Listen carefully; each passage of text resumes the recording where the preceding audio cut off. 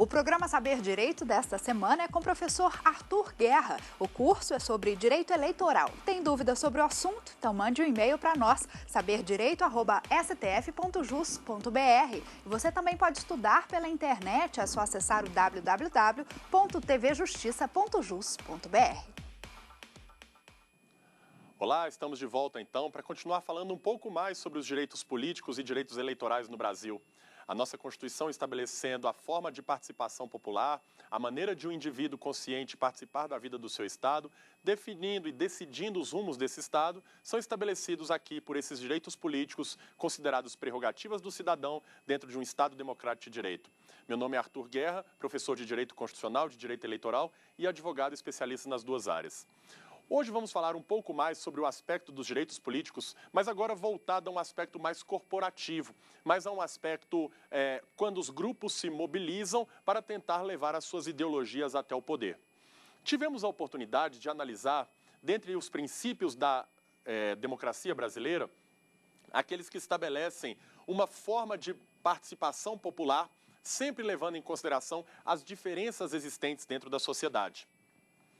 Assim aqui, a Constituição da República começa com seu artigo 1º definindo que a República Federativa do Brasil, formada pela união indissolúvel dos Estados, Distrito Federal e municípios, constitui-se em Estado democrático de direito e tem como fundamentos. O fato dela se constituir como Estado democrático de direito, naquele dia, 5 de outubro de 88, já faz pressupor que no Brasil nós tínhamos alguma estrutura previamente criada ali pelo próprio poder constituinte originário, e que nós teríamos alguns fundamentos sobre os quais estavam sendo construídos o Estado brasileiro. Dentre esses fundamentos, observamos que nós temos uma forma de governo republicana, a forma de governo é a república, temos uma forma de Estado federalista, dividido aí em União, Estados, Distrito Federal e municípios, os integrantes da Federação Brasileira, e temos um regime político previamente estabelecido como um Estado democrático. Além de ser um Estado democrático, para dar segurança a esse Estado democrático, é que nós temos as normas dele estabelecidas, basicamente não nas vontades de um rei absolutista, não nas vontades de um déspota ou de um ditador, mas sim estabelecidos no Estatuto Fundamental de uma sociedade, qual seja a sua Constituição. A Constituição, então, é o Estatuto Supremo dessa sociedade, o Estatuto Jurídico Supremo dessa sociedade, que estabelece as regras de funcionamento de todo o Estado. Por isso nós dizemos que não somos um Estado absolutista. Nós vivemos num regime ou numa ideia de rule of law, de um Estado guiado pelas regras do direito. Portanto, somos um Estado de direito. E como Estado de direito, democrático, republicano e federalista, é importante que a gente observe desde já que os princípios fundamentais estabelecidos ali no artigo 1º da Constituição já deixam transparecer a ideia de como esse Estado deve ser executado. Numa construção, quando a gente vai iniciar essa construção de um prédio, de uma casa e etc., o primeiro ponto a se fazer é demolir aquilo que existia antes, ou capinar aquele terreno e fazer a fundação, a fundamentação. Essa fundamentação vem exatamente numa analogia aí comparada aos princípios fundamentais. O que são princípios fundamentais? Nós temos como princípios fundamentais as ideias, os pontos iniciais de onde vão decorrer todo o restante do sistema constitucional brasileiro. E dizer assim é importante para que a gente possa perceber que o Estado brasileiro tem 3 tipos de princípios fundamentais: os fundamentos, os objetivos e os princípios de relações internacionais. Neste momento, a minha preocupação maior é justamente trazer a noção de fundamentos, para mostrar que em 88, 87, 88, mas especificamente 88, quando nasce a Constituição brasileira, esses fundamentos já existiam, já estavam ali previstos como as ideias que estruturam a base do Brasil e sobre a qual essa construção seria constituída, ou seja, um Estado democrático de direito com todas aquelas preocupações. Essa democracia, por sua vez, ela vai ser caracterizada por alguns princípios que, como disse em aulas passadas, na nossa primeira aula, salvo engano, eu disse para vocês que a democracia não pode ser compreendida mais como aquele conceito basilar de governo do povo, para o povo, pelo povo, porque isso traduz apenas um dos tantos aspectos que uma democracia deve ter, que um regime democrático deve ter. A democracia, em verdade, ela vai trazer a noção de que o Estado ele deve sim permitir a participação popular, mas, por outro lado, o Estado deve também olhar por outros aspectos fundamentais já previstos no artigo 1º, quais sejam a dignidade da pessoa humana e também o respeito às diferenças. A dignidade da pessoa humana é um valor espiritual e moral, né, que coloca os seres humanos, pelo simples fato de serem seres humanos, no topo da cadeia de uma natureza. Se nós tivermos como topificar cada um ali como dentro de uma estrutura social, ou dentro de uma estrutura natural, nós podemos colocar os seres humanos no ápice dessa pirâmide. Por quê? Vamos criar aqui uma escala, né? Seres humanos, depois os animais, depois os vegetais, dentro das realidades e das existências da natureza, podemos colocar todas essas aí. Os seres humanos ocupam um lugar no topo. E por que esse lugar no topo? Porque é inerente a todo ser humano uma característica que somente eles têm, a dignidade humana. Não importa se ele é um ser humano do tipo analfabeto, alfabetizado, branco, negro, índio, vermelho, amarelo, enfim. Não importa qual a categoria de ser humano, todos os seres humanos estamos no topo dessa pirâmide da existência das coisas, conforme Kant vem para ensinar para a gente no sentido de, ou tentar definir o que seja dignidade humana. A ideia de dignidade, portanto, é a que impossibilita uma exclusão da ideia de participação popular, uma exclusão sem uma razoabilidade, uma exclusão sem uma proporcionalidade. Observe que, dentro do Brasil, já tivemos a oportunidade de ver que o sufrágio ele é universal. E ser universal significa dizer que todos aqueles que têm aptidões mínimas para a participação na vida política do Estado podem participar dessas decisões. E aí podem, através do voto, que é uma forma de exercício, podem através do plebiscito, do referendo ou da iniciativa popular, da ação popular e tantos outros. Assim, quando o sufrágio coloca algumas vertentes, alguns senões, algumas cercas para dizer que apenas aquele grupo de pessoas é dado o direito de participar da vida política do Estado, os excluídos, eu tenho que encontrar uma razão proporcional e uma razão com fundamento constitucional que não seja meramente segregatória, como já aconteceu no Brasil.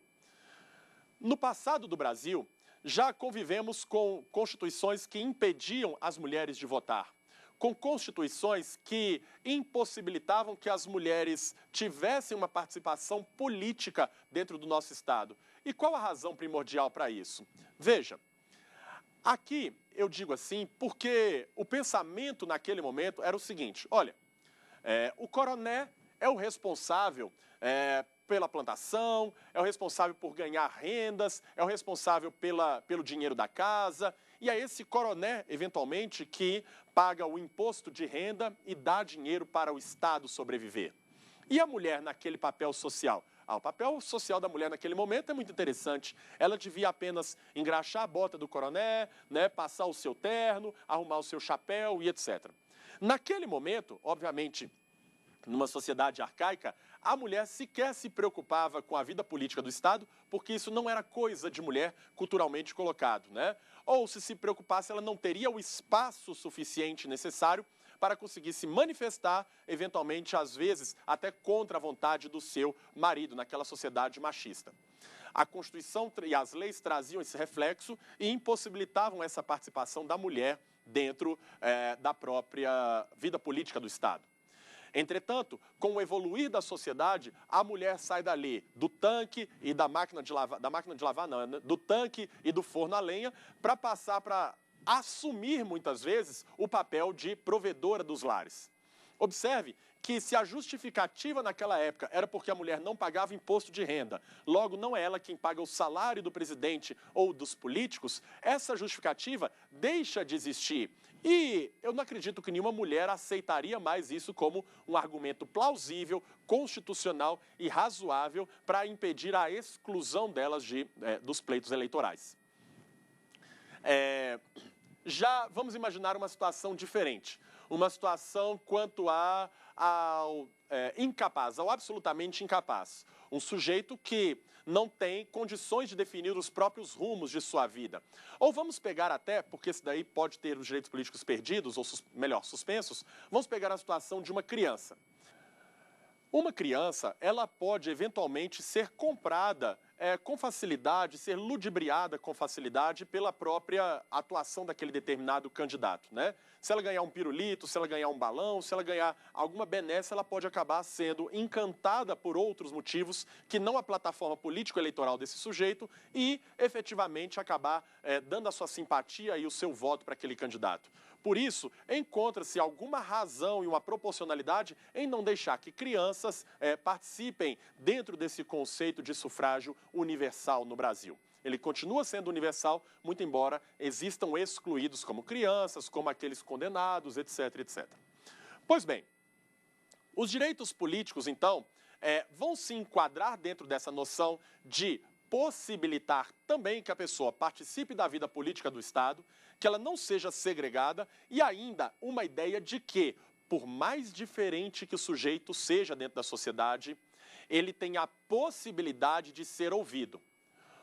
Uma democracia se caracteriza pela sua pluralidade também, pela possibilidade de, numa sociedade, sabermos que existem pessoas de diversas maneiras, de diversos gostos, de diversos aspectos, com diversas ideologias e vontades, e, portanto, essas pessoas, por mais diferentes que sejam, não podem ser segregadas pelo Estado, devem ser tratadas como iguais. É nesse sentido que o pluralismo político vai conviver. Não é porque o sujeito é judeu, porque ele é católico, porque ele é indígena e etc., que o Estado lhe faça uma perseguição. Para que se tenha uma ideia, o Brasil, assim que se tornou independente de Portugal em 1822, ele era um Estado católico. E a Constituição de 1824 afirma que o Brasil é um Estado católico.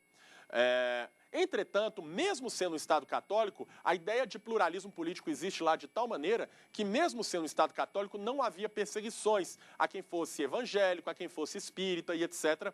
Por quê? Porque o Estado permitia que os sujeitos tivessem essa opção na convivência das suas relações sociais.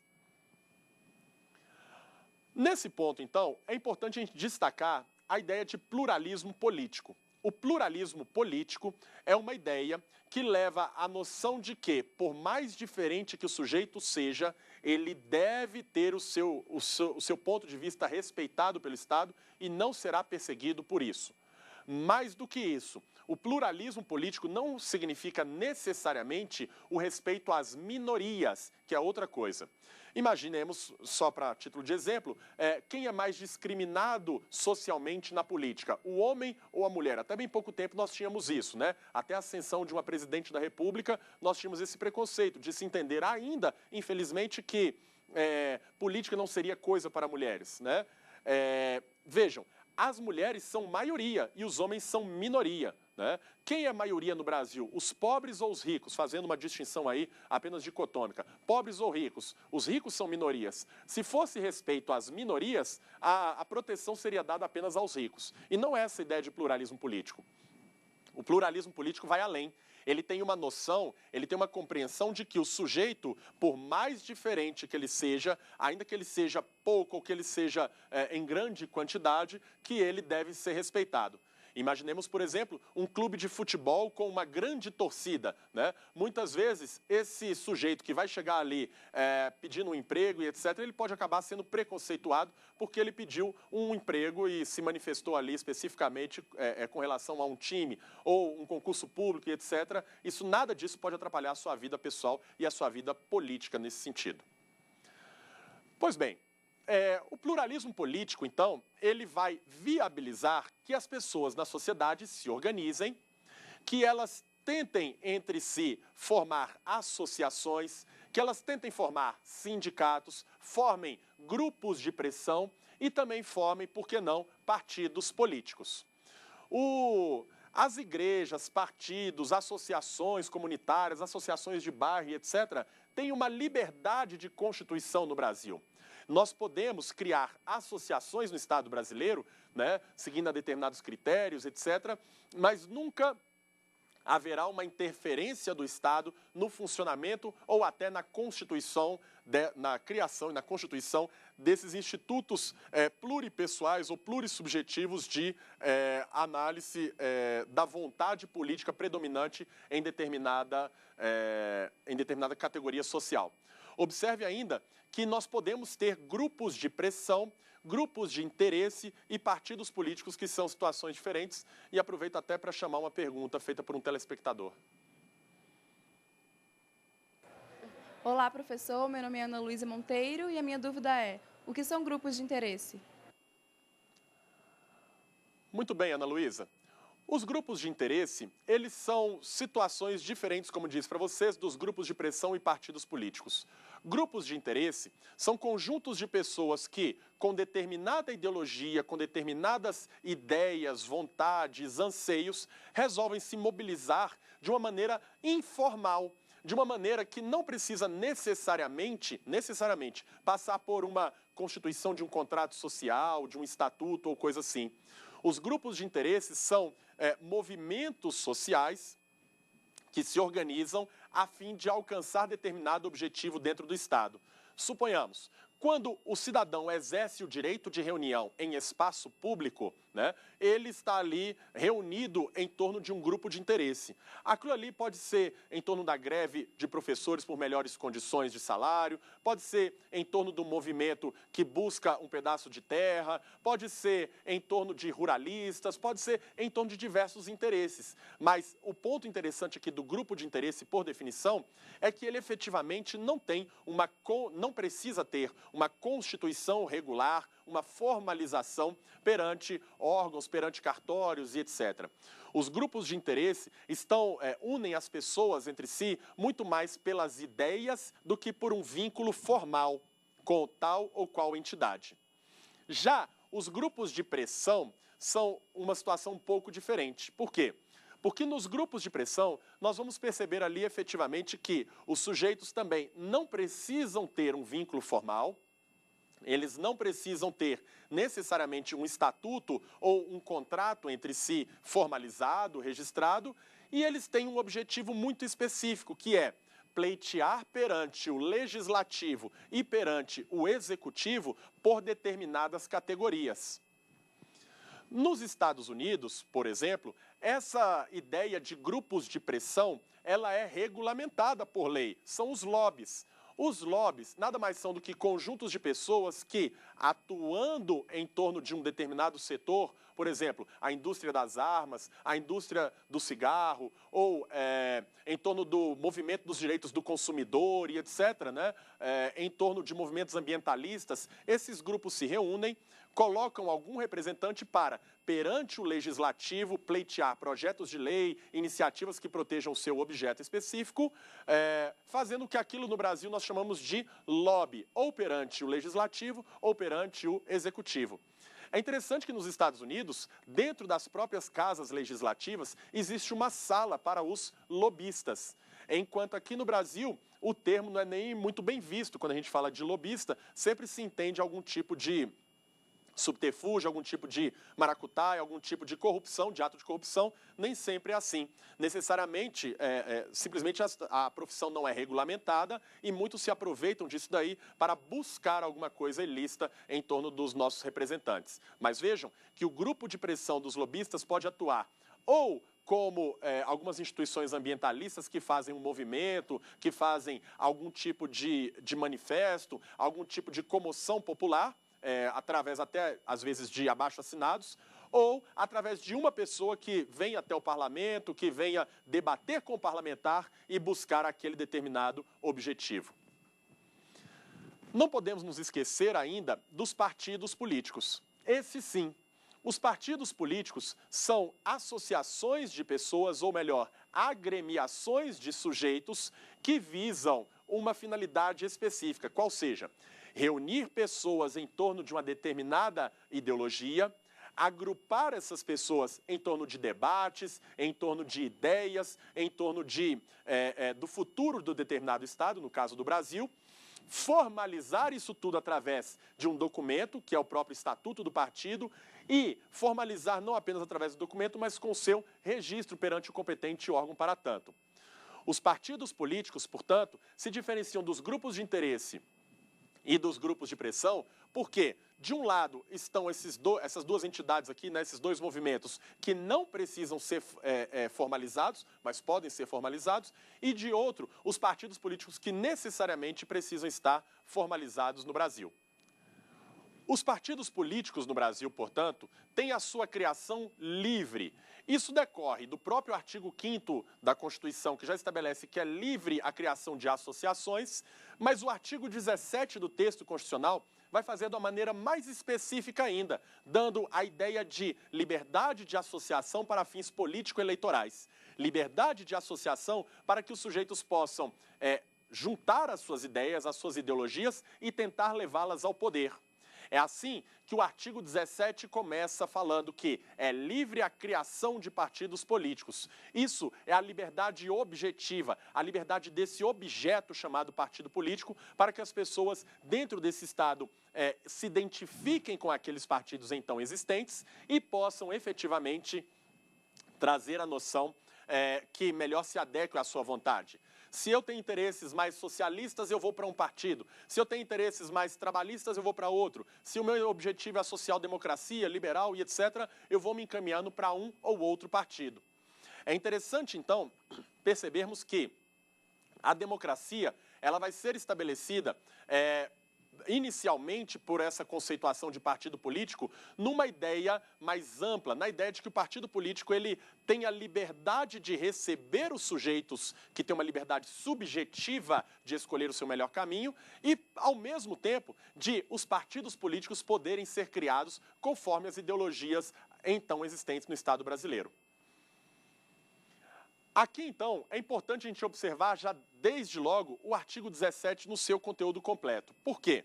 Ele vem dizendo que é livre a criação, fusão, incorporação e extinção de partidos políticos. É livre, então, o partido político ser criado, o partido político poder se mobilizar e funcionar da maneira que melhor lhe aprouver, e, efetivamente, um partido político pode até se juntar a outro partido político. Ele pode, diante da identidade de ideologias, pode um partido se fundir a outro ou um partido ser incorporado por outro maior, mantendo o seguinte.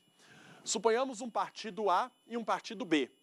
Esse partido B identifica a sua ideologia no partido A. Portanto, pode ser que esse partido B seja incorporado pelo A e todos aqueles membros passem a se identificar como filiados do partido A. Por outro lado, pode ser também que temos o partido A e o partido B. E aí, quando esses dois partidos não encontram mais a ideologia adequada para os seus filiados, eles podem se reunir e, aglomerando os membros, formarem um partido C, uma terceira sigla, que não era a identidade do primeiro, nem a identidade do segundo. Então, é livre a criação original de um partido, a fusão, né, que seria essa junção para formar o artigo C, a incorporação do artigo A, que pega o artigo B e continua se chamando partido A, e, efetivamente, a extinção de partidos políticos, não tendo o partido a obrigação de se perenizar no Estado brasileiro. Os partidos devem observar alguns princípios basilares. Primeiro, não existe mais a ideia daqueles partidos da política do café com leite. Partidos que efetivamente representavam apenas um ou dois estados da federação. Não. Os partidos políticos, eles deverão observar alguns princípios, dentre os quais se destaca o caráter nacional. Um partido político, ele não vem para criar ideias apenas para tal ou qual estado, mas ele vem para instituir uma política nacional, tentar levar aquela ideologia ao poder e efetivamente concretizar através das suas políticas e atos governamentais aquela determinada identidade. Além disso, dentro dos preceitos dos partidos políticos, nós temos ali a proibição de recursos financeiros de origem externa, de entidade ou governo estrangeiro, ou a subordinação de um partido a estes aí.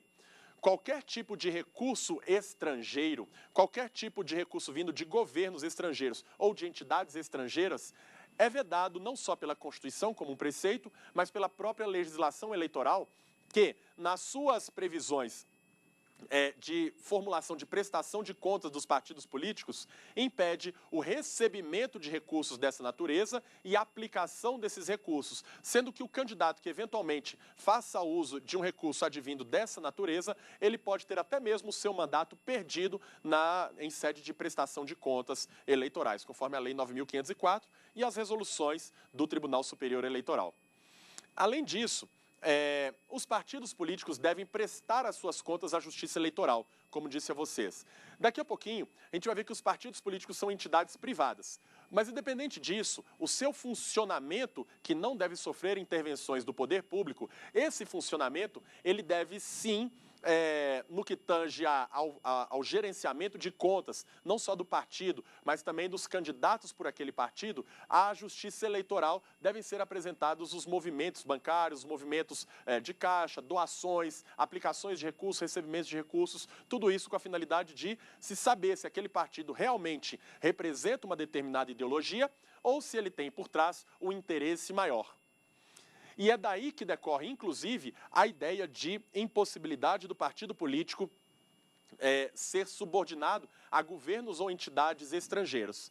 Isso porque, justamente, nós vamos perceber ali a ideia de que, se ele não pode ser, se ele é a representação de determinada ideologia existente dentro do Brasil, ele tem que pegar esses conceitos e vontades dos brasileiros, tentar implementá-los nas eleições, ganhar as eleições e chegar ao governo para implementar a vontade nacional, a vontade da população brasileira e dos cidadãos brasileiros. Então, esse partido político não pode servir apenas como um mecanismo de representação de um governo estrangeiro ou de uma entidade estrangeira que venha para o Brasil, por exemplo, para tomar a Amazônia, ou para tomar o pré-sal, ou para, efetivamente, sei lá, escravizar o povo brasileiro, qualquer coisa que o seja, em termos até radicais. A noção, então, desses partidos políticos, ou mais preceitos desses partidos políticos, então, dizem respeito ao funcionamento parlamentar de acordo com a lei. A Constituição remete para a legislação infraconstitucional, através da LOPP, Lei de Organização dos Partidos Políticos, de que maneira que um partido faça a representação daqueles que lhes são adeptos. Não digo apenas dos filiados, mas também aqueles que confiaram os seus votos naqueles partidos políticos. Quando um partido político, ou quando votamos em determinado candidato de um partido político, o voto inicialmente pertence ao partido. E depois, na hora de ver quem conseguiu atingir a quantidade de votos necessária ao preenchimento de cargos, é que vamos ver efetivamente que esses votos vão se dissipar. Mas a representatividade dos partidos políticos, o seu modo de atuação, o tamanho dessa atuação dentro de um parlamento, dentro do funcionamento legislativo, que por natureza proporcional, ele vai ser diferenciado sim. Quanto mais pessoas existem aderindo a uma determinada ideologia, a determinado partido político, isso como que isso é medido? Pela quantidade de votos que o partido teve e, portanto, pela quantidade de parlamentares que ele elegeu, no caso aí de deputados federais, há de se tomar uma base, de se ter uma base para dizer, por exemplo, o que diga respeito ao tempo de participação numa tribuna, para dizer respeito à divisão do fundo partidário, para dizer respeito ao modo como ele vai ser uma liderança, uma maioria ou uma minoria dentro das casas legislativas, podendo opinar e podendo ter uma participação mais ou menos ativa, a depender do tamanho desse partido, medida por esses critérios que eu acabo de falar com vocês. Quanto aos preceitos dos partidos políticos, são esses. E no momento da criação do partido político, é importante a gente observar alguns princípios básicos para a criação do partido. Primeiro deles, resguardar a soberania nacional. Como disse, os partidos vêm para tornar o Brasil mais forte, tornar o Estado melhor, tornar o Estado mais concatenado com a vontade de seu povo. Essa soberania nacional é o preceito inicial, para que não deixemos que no Estado brasileiro, eventualmente, um interesse estrangeiro, a vontade externa e etc., consiga chegar ao poder e, eventualmente, deturpar a noção que nos uniu inicialmente em 87 e 88 para criarmos esse Estado brasileiro. Manter a força do Brasil como Estado independente em aspecto externo e como uma Constituição Suprema no aspecto interno é extremamente importante e vem sempre caracterizado no início do estatuto de cada partido político brasileiro. O regime democrático também. Ora, o partido político é filho desse regime democrático. Ele só é possível dentro de uma democracia, pelo menos nos aspectos que existem hoje no Brasil. É certo que alguns governos ditatoriais estabelecem o unipartidarismo ou estabelecem que nós tenhamos apenas 2 partidos, como nós tivemos no Brasil, o Arena e o MDB, né, em momentos difíceis da nossa democracia ou de não democracia. Mas a ideia de todo partido nascer é justamente para concatenar, possibilitar e reforçar o regime democrático que já está estabelecido desde o artigo 1º como um fundamento do Estado brasileiro, o Estado de Direito brasileiro. O pluripartidarismo. O pluripartidarismo é consequência disso. Por quê? Porque se na sociedade nós temos tantas ideologias políticas, por que não dizer também que essas ideologias têm que ser possibilitadas através da criação e organização de pessoas em torno dessas ideologias com a fundação de partidos políticos? Vamos a uma pergunta de um telespectador estudante de Direito aqui para a gente. Olá, professor. Meu nome é Malco André e a minha dúvida é: pluralismo político é o mesmo que pluripartidarismo? Muito bem, Maicon. É exatamente o tema aqui. O pluripartidarismo é essa noção específica do pluralismo político. Se o pluralismo político é aquela ideia que trabalhamos no início, de que todos devem ser respeitados nas suas diferenças religiosas, diferenças de preferência sexual, diferenças de sexo, de cor, idade e etc., por que não dizer que devem ser respeitados também na possibilidade de escolha de determinada ideologia? Essa escolha por determinada ideologia é que vai fazer com que os cidadãos se mobilizem em torno dessa ideologia e tenham a possibilidade de criar um partido político. Seria cruel da parte do Estado fazer ou obrigar que um sujeito diferente de toda a ideologia até então criada tenha que se adequar a algum partido político para eventualmente levar essa ideia ao poder. Seria cruel também da parte do Estado que ele efetivamente colocasse, impedisse que esse sujeito participasse da vida política do Estado, querendo levar a sua ideologia ao poder. Ou seja, a sua participação se resumiria à capacidade eleitoral ativa de votar em alguém que já está por aí ou em determinado partido que já implementou a sua ideologia no nosso Estado. A ideia, então, de pluripartidarismo não se confunde com pluralismo político. O pluralismo político é o gênero e o pluripartidarismo é a espécie desse gênero, tangente especificamente à possibilidade de criação de partidos políticos no Brasil. Hoje, a criação de partidos políticos no Brasil, ela é livre, como vimos aqui no artigo 17, tá? Para que existem os partidos políticos? Mais um dos pressupostos de criação. Esses partidos existem para proteger os direitos fundamentais da pessoa humana. Direitos fundamentais para promover o bem-estar de nós brasileiros. Os partidos políticos têm que ter um porquê. Não são simplesmente um mecanismo de promoção pessoal ou um mecanismo para que o sujeito chegue ao poder e lá não sabemos o que ele pretende, às vezes até algum objetivo escuso, algum objetivo ilícito. Não. O objetivo primordial de todo partido político é efetivamente levar a ideologia ao poder para o bem-estar da pessoa humana, que, em última análise, é sempre o destinatário do direito e dos direitos existentes na nossa Constituição. Os direitos fundamentais, eles existem sempre para pessoas, jurídicas ou naturais, mas sempre para pessoas que são destinatários de direitos e de obrigações. Nunca são para objetos, nunca são para árvores, animais especificamente, né? Quando protegemos árvores, meio ambiente, animais, etc., tudo isso tem uma finalidade, criar um melhor estar, um bem-estar para nós, seres humanos e pessoas naturais ou pessoas jurídicas destinatárias de direitos. Vamos então aqui. Já vimos quais são os pressupostos de criação de um partido político, já vimos quais são os preceitos que eles devem observar. Agora vamos observar o seguinte, que os partidos políticos, eles têm a natureza jurídica de pessoa jurídica de direito privado. No passado do Brasil, já tiveram uma natureza de direito público, né, justamente porque eram controlados pelo Estado. Depois passaram uma natureza mista, mas hoje, não há dúvida, os partidos políticos têm uma característica de serem pessoas jurídicas de direito privado, como uma empresa, como um escritório de advocacia, como uma associação, são pessoas de direito privado. Entretanto, o órgão que regulamenta, que institucionaliza essa criação, a partir do momento que há a criação, o órgão em que eles têm que se apresentar é o Tribunal Superior Eleitoral.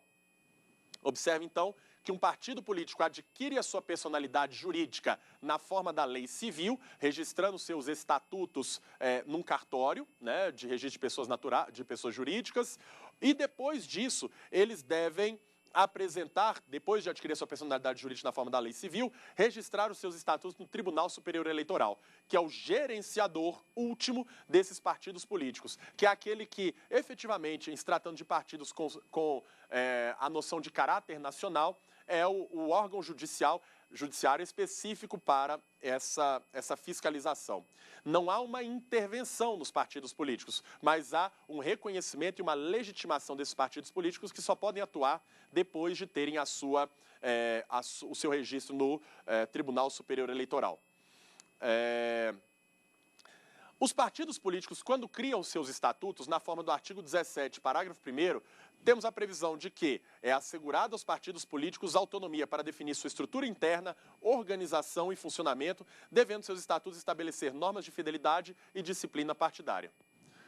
Portanto, quando um partido político vai criar o seu estatuto, esse estatuto vai funcionar da maneira que melhor lhe aprouver.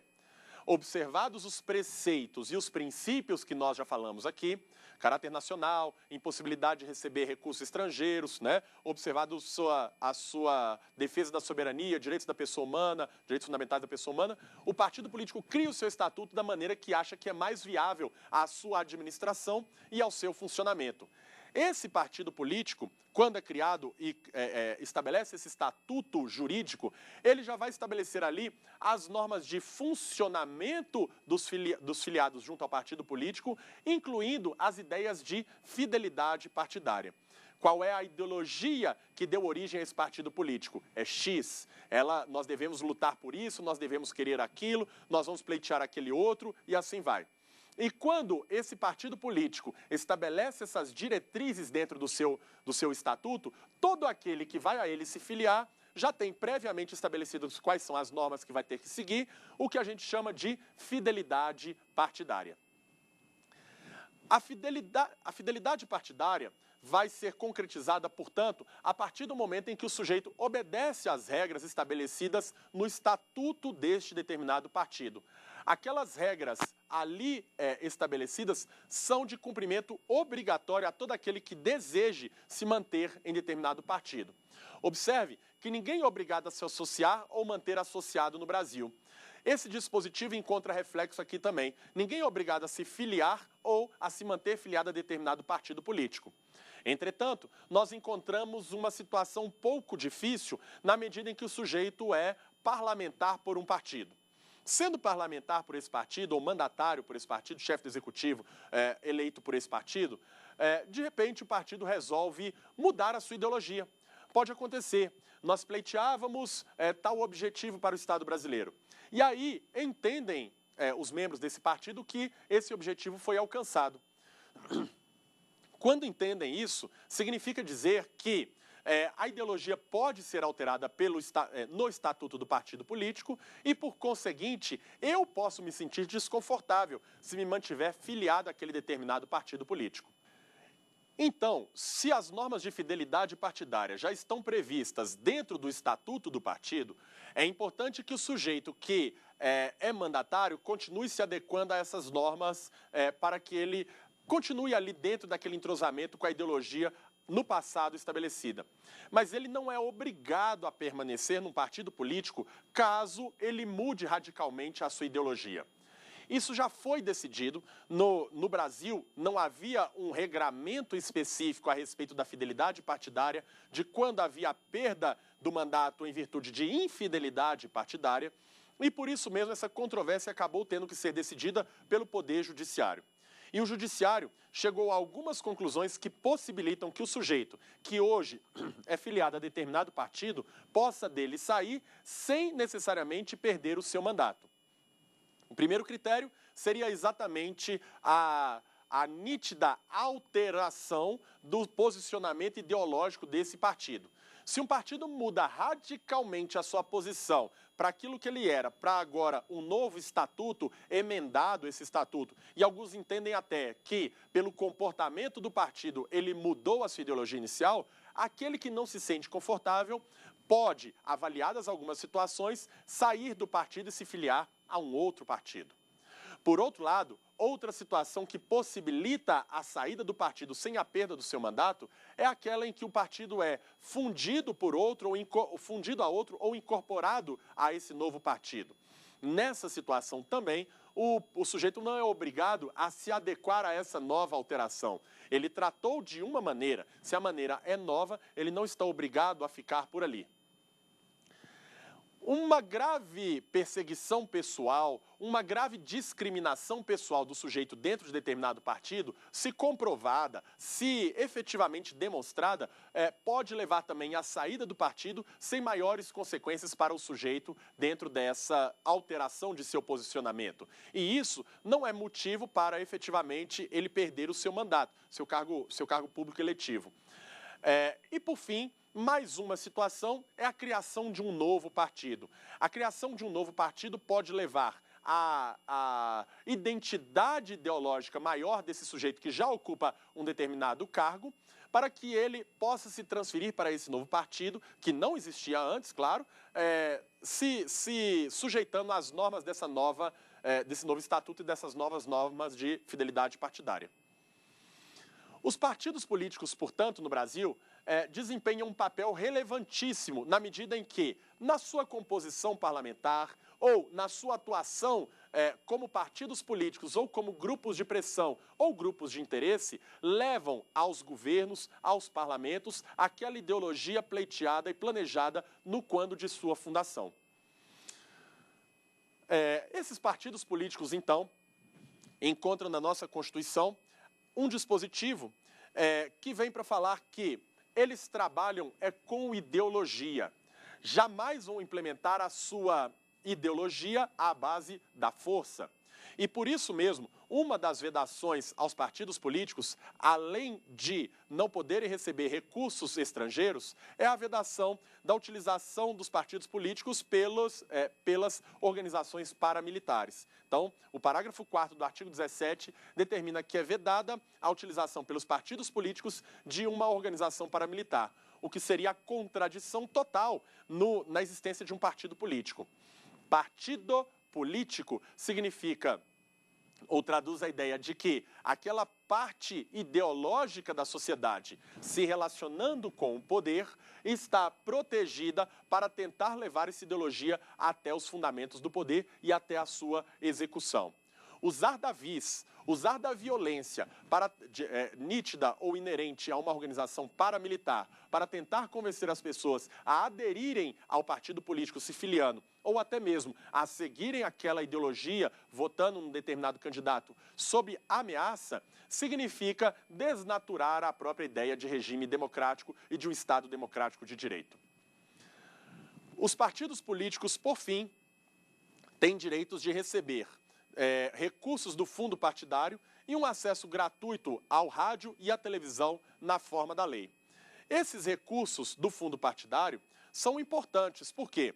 Porque muitas vezes os partidos vão começar sem muitas condições financeiras, vão necessitar de que alguma mobilização financeira seja colocada à sua disposição e a partir do momento em que essa agremiação é criada, observados os dispositivos legais, ela vai ter direito a receber um recurso vindo do governo federal, vindo dos cofres da União, que significa exatamente um percentual, um valor específico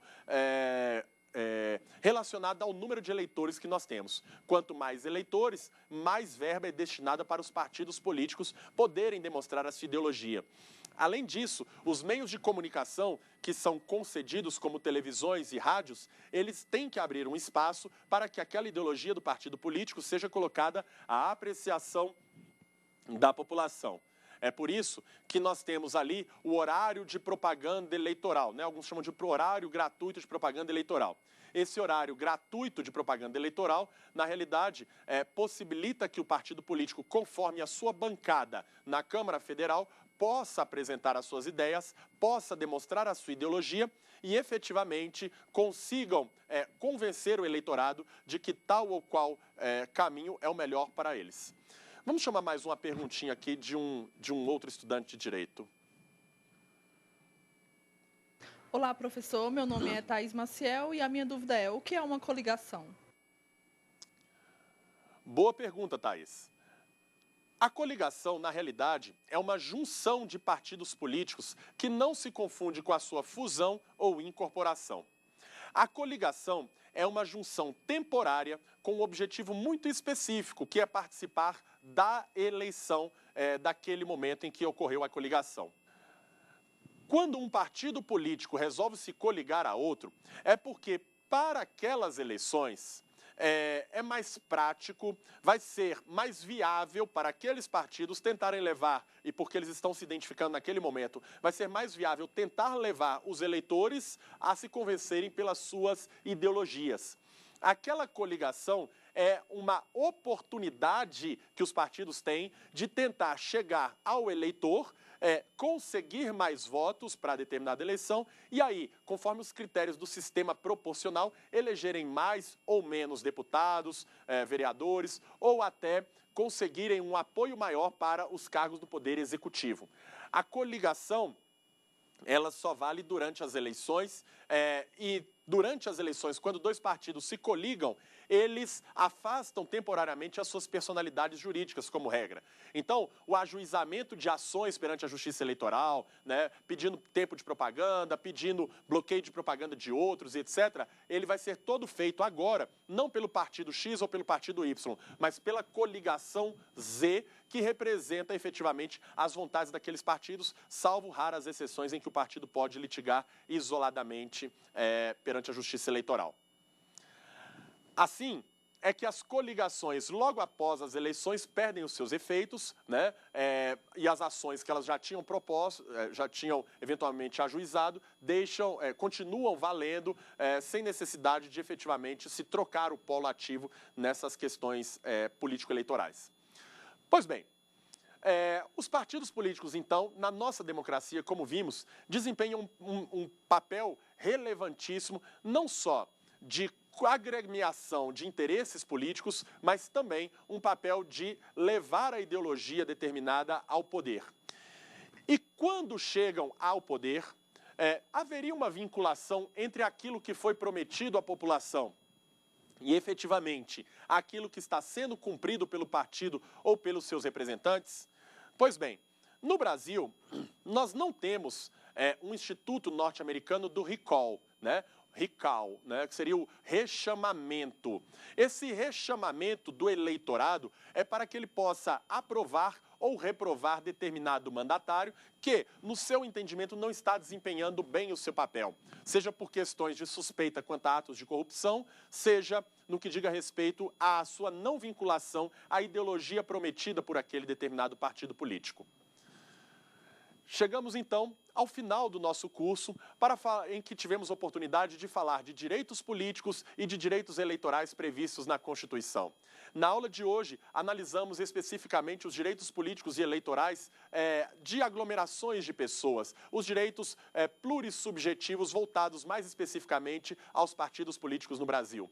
Vimos alguns de seus preceitos, vimos alguns de seus princípios para a criação, em que eu destaco aí o seu caráter nacional e a defesa dos direitos da pessoa humana, ou dos direitos fundamentais da pessoa humana, e, por fim, chegamos a algumas vedações. Fizemos a diferenciação entre grupos de interesse, grupos de pressão, lobbies e partidos políticos e analisamos ainda um instituto do recall em que demonstramos que a fidelidade partidária que é exigida àqueles membros que são filiados com relação ao seu partido não é a mesma fidelidade partidária entre o partido e os eleitores.